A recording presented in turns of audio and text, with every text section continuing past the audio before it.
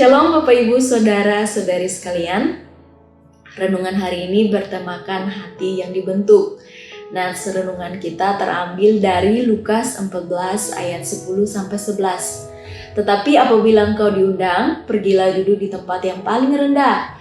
Mungkin tuan rumah akan datang dan berkata kepadamu, sahabat, silakan duduk di depan, dan dengan demikian engkau akan menerima hormat di depan mata semua tamu yang lain. Sebab barang siapa meninggikan diri, ia akan direndahkan, dan barang siapa merendahkan diri, ia akan ditinggikan.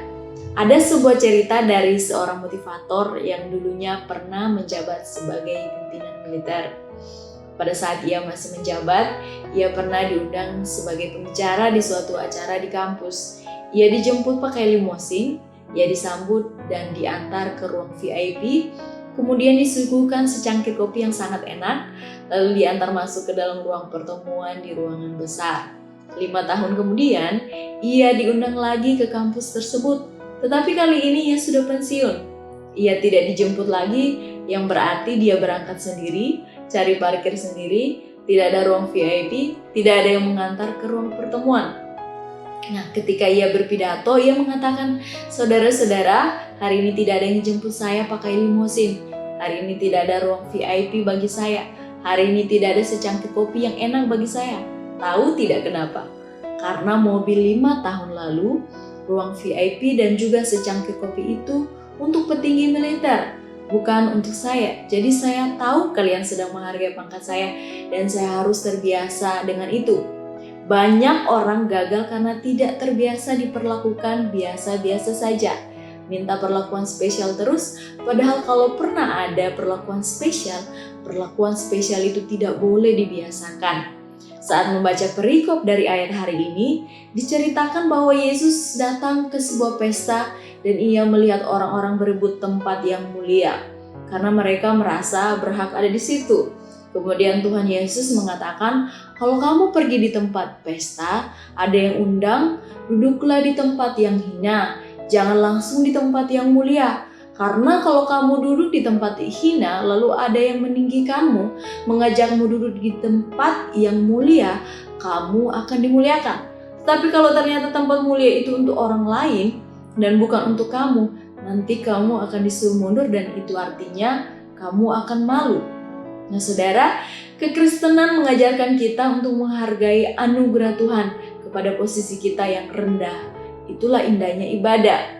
Tahukah saudara jika konsep Sabat adalah hari rayanya orang miskin, hari rayanya orang lemah. Dan sayangnya orang Yahudi memahami Sabat sebagai pameran kebolehan, kesanggupan rohani, pameran kehebatan menjadi orang yang diakui secara rohani, secara spiritual dengan aktivitas harian. Sebagai orang Kristen, seharusnya kita mendapatkan pengertian bahwa kekristenan kita adalah saatnya kita merayakan kelemahan kita. Bukan dalam arti membanggakan kelemahan seperti dosa. Namun ini adalah saat di mana kita sadar lemahnya kita pun membuat kita mendapat perhatian dari Tuhan. Jika di tempat lain kita diterima berdasarkan apa yang kita punya, namun dalam kekristenan kita diterima pada saat kita masih dalam kehinaan. Jika dunia kita ini sibuk mengejar ranking tertinggi, namun hari Sabatnya Tuhan itu berkata kepada ranking terendah, jangan takut, engkau aku perhatikan. Maka sangat aneh jika orang-orang dalam gereja berjuang untuk menjadi yang terhebat. Paulus menganggap ini adalah satu kesalahan fatal, karena gereja bukan digunakan sebagai tempat bersaing untuk menunjukkan siapa yang hebat. Siapa yang paling rohani di antara kita? Siapa yang paling rajin berdoa? Siapa yang paling banyak memberi? Siapa yang paling jago berkhotbah? Siapa yang paling berprestasi pelayanannya? Ini bukan berarti kita berhenti mengembangkan kapasitas diri atau harus mengurangi kualitas diri kita, memiskinkan diri kita. Namun dalam keadaan kita sekarang, kita harus sadar kita bukan siapa-siapa dan tidak punya apa-apa di hadapan Allah pencipta dan pemilik segala sesuatu. Lebih dari itu, dalam perikop ini Yesus sedang memberikan pengertian tentang ketika nanti kita masuk dalam penghakiman final pada kedatangan Kristus kedua kali. Kita mungkin merasa sudah hebat melakukan banyak hal bagi Tuhan. saleh, dan sangat berperan bagi pelayanan. Kita sudah GR, merasa kagum pada diri, dan ternyata ketika di penghakiman Tuhan menemukan kita terlalu hina. Kita bukan yang utama. Pekerjaan kita ditimbang dan didapati terlalu ringan. Oleh karena itu Bapak Ibu, saudara-saudari sekalian, marilah kita memohon Roh Kudus untuk menolong mengingatkan kita akan posisi kita, bahwa kita adalah orang-orang yang rendah, yang hanya mendapat belas kasihan Allah.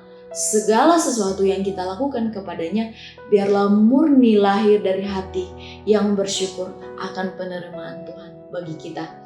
Mari kita berdoa. Bapa di surga, terima kasih karena hari ini Engkau mengajarkan kami untuk membentuk hati kami sedemikian rupa agar berkenan di hadapan-Mu. Tolonglah kami untuk senantiasa mempersembahkan hidup kami, melakukan kehendak-Mu dalam hidup kami. Demi nama Yesus, haleluya, amin.